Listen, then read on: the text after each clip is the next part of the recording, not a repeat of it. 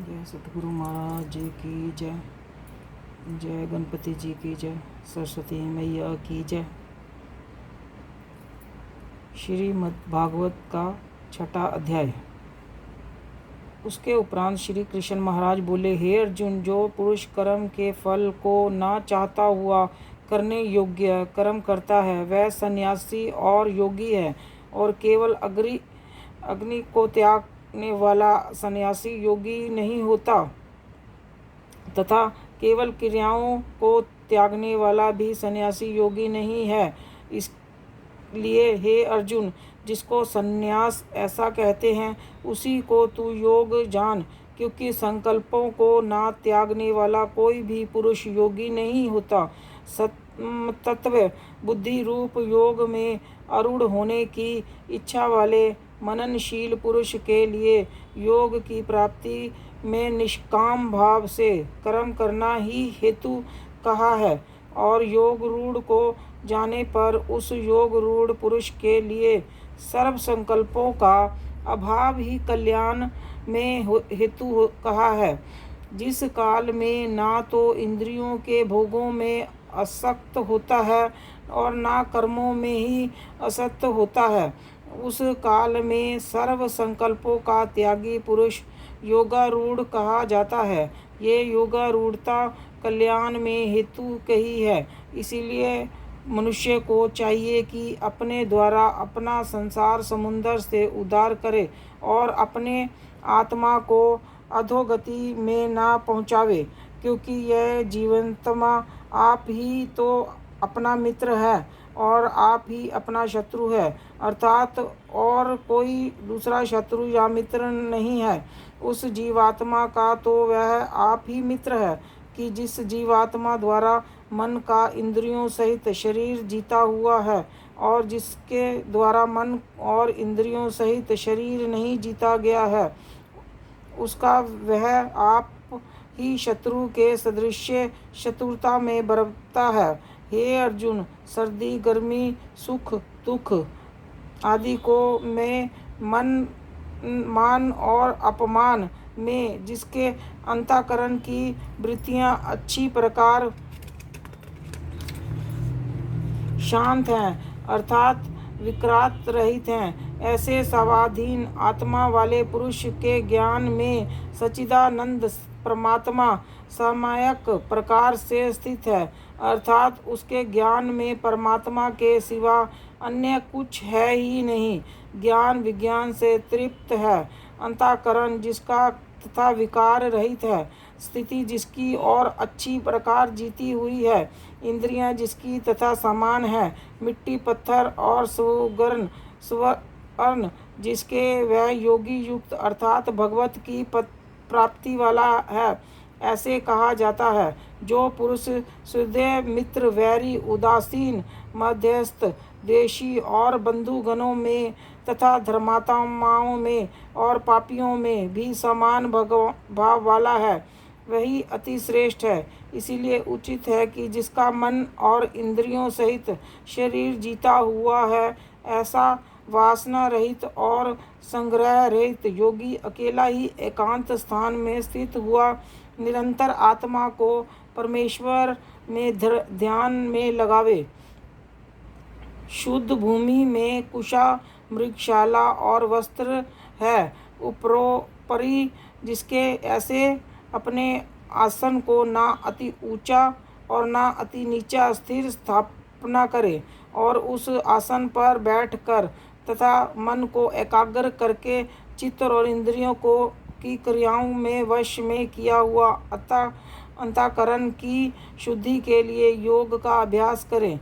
उसकी विधि इस प्रकार है कि काया सिर और ग्रीवा को समान और अचल धारण किए हुए दृढ़ होकर अपनी नासिका के अग्रभाग को देखकर अन्य दिशाओं को न देखता हुआ और ब्रह्मचर्य के व्रत में स्थित रहता हुआ भय रहित तथा अच्छी प्रकार शांत अंतकरण वाला और सावधान होकर मन को वश में करके मेरे में लगे हुए चित्त वाला और मेरे परायण हुआ स्थित होवे। इस प्रकार आत्मा को निरंतर परमेश्वर के स्वरूप में लगाता हुआ स्वाधीन मन वाला योगी मेरे में स्थिति रूप परमानंद पराकाष्ठा वाली शांति को प्राप्त होता है।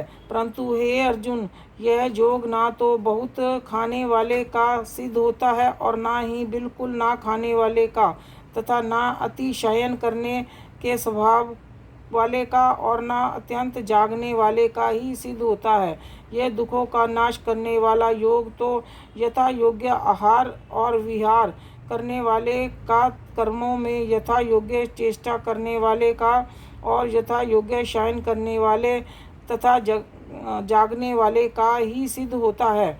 इस प्रकार योग के अभ्यास से अत्यंत वश में किया हुआ चित्त जिस काल में परमात्मा में भी भली प्रकार स्थित हो जाता है, उस काल में संपूर्ण कामनाओं से सप्रहित हुआ पुरुष योग युक्त ऐसा कहा जाता है। जिस प्रकार वायु रहित स्थान में स्थित दीपक चलायमान नहीं होता, वैसी ही उपमा परमात्मा के ध्यान में लगे हुए योगी के जीते हुए चित्त की कही गई है।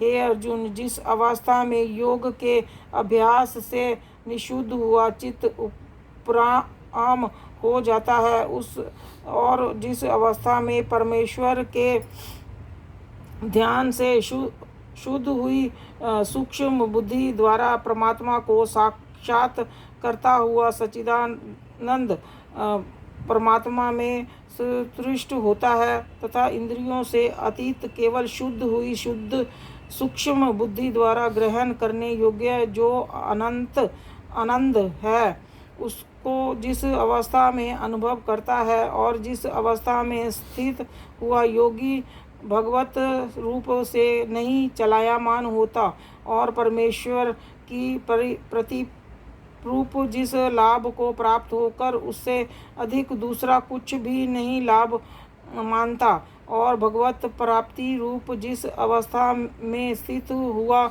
योगी बड़े भारी दुख से भी चलायमान नहीं होता, जो दुख रूप संसार में संयोग रहित है तथा जिसका नाम योग है, उसको जानना चाहिए। वे योग ना उकताते हुए चित्त से अर्थात तत्पर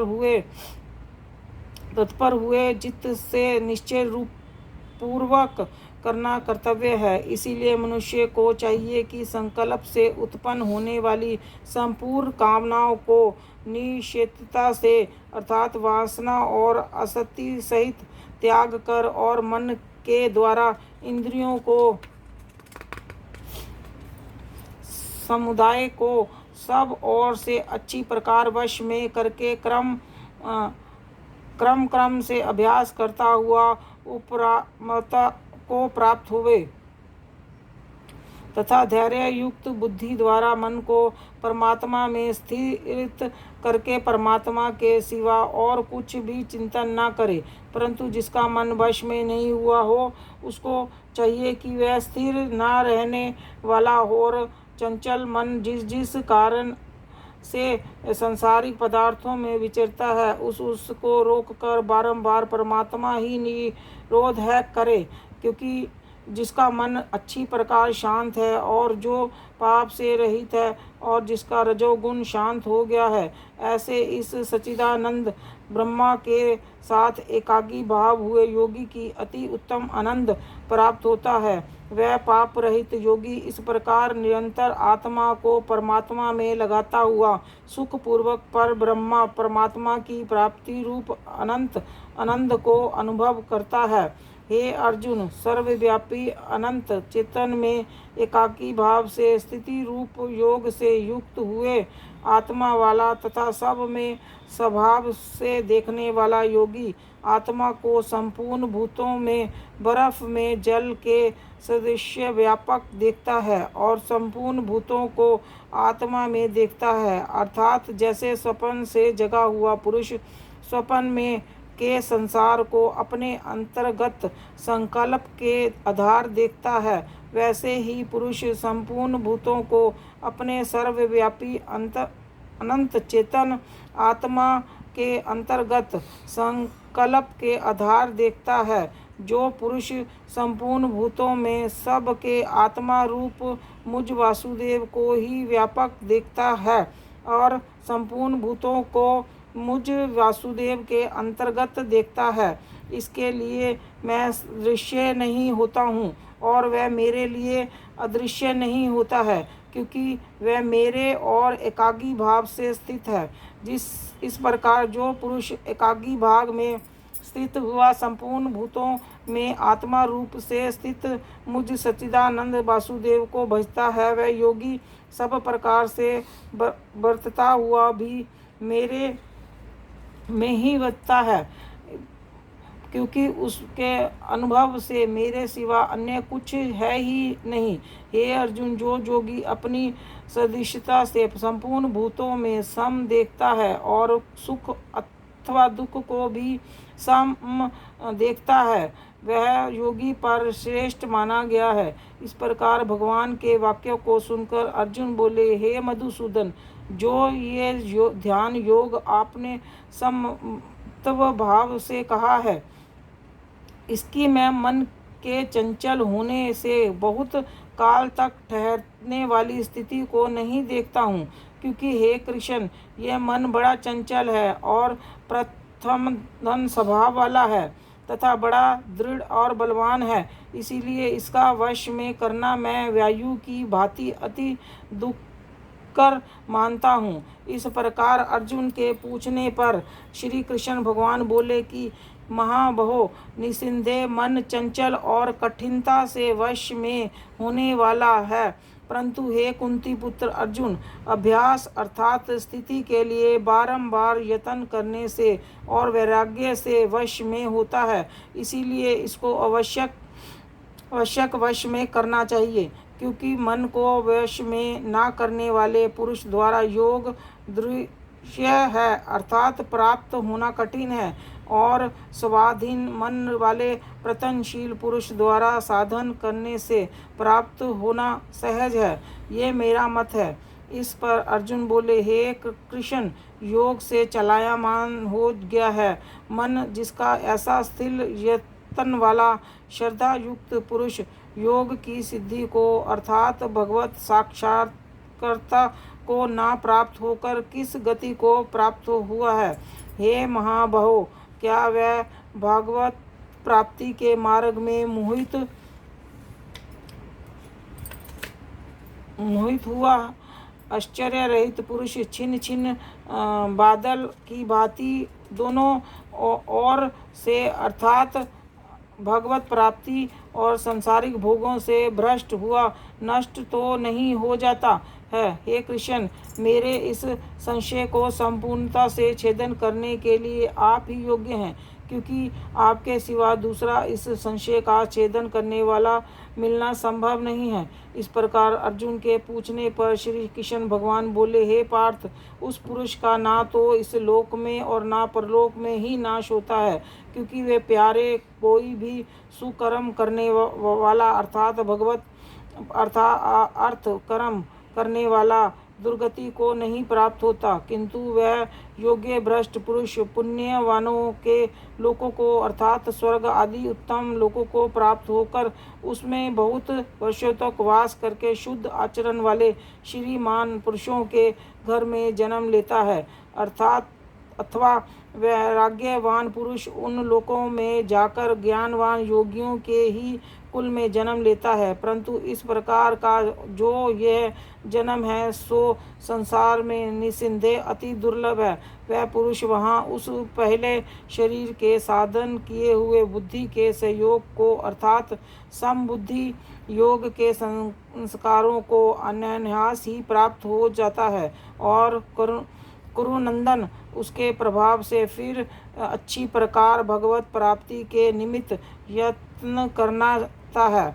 वह विषयों के वश में हुआ भी उस पहले के अभ्यास से ही निस्संदेह भगवत की ओर आकर्षित किया जाता है, तथा समबुद्धि रूप योग का जिज्ञासु भी वेद में कहे हुए सकाम कर्मों के फल को उल्लंघन कर जाता है। जबकि इस प्रकार मंद प्रयत्न करने वाला योगी भी परम गति को प्राप्त हो जाता है, तथा क्या कहना है कि अनेक जन्मों से अंतकरण की शुद्धि रूप सिद्धि को प्राप्त हुआ और अति प्रयत्न से अभ्यास करने वाला योगी संपूर्ण पापों से अच्छी प्रकार शुद्ध होकर उस साधन के प्रभाव से परम गति को प्राप्त होता है, अर्थात परमात्मा को प्राप्त होता है। क्योंकि योगी तपस्वियों से श्रेष्ठ है और शास्त्र के ज्ञान वालों से भी श्रेष्ठ माना गया है, तथा साकाम कर्म करने वालों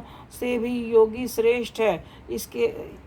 इससे हे अर्जुन, तू योगी हो। हे प्यारे, संपूर्ण योगियों में भी जो श्रद्धावान योगी मेरे में लगे हुए अंतर आत्मा से मेरे को निरंतर भजता है, वह योगी मुझे परम श्रेष्ठ माने है। छठा अध्याय समाप्त। श्री कृष्ण गोविंद हरे मुरारी, हे नाथ नारायण वासुदेवा। श्री कृष्ण गोविंद हरे मुरारी, हे नाथ नारायण वासुदेवा। पितुमात स्वामी सखा हमारे, पितुमात स्वामी सखा हमारे, हे नाथ नारायण वासुदेवा। श्री कृष्ण गोविंद हरे मुरारी, हे नाथ नारायण वासुदेवा। श्री कृष्ण गोविंद हरे मुरारी, हे नाथ नारायण वासुदेवा। जय श्री कृष्ण भगवान की जय।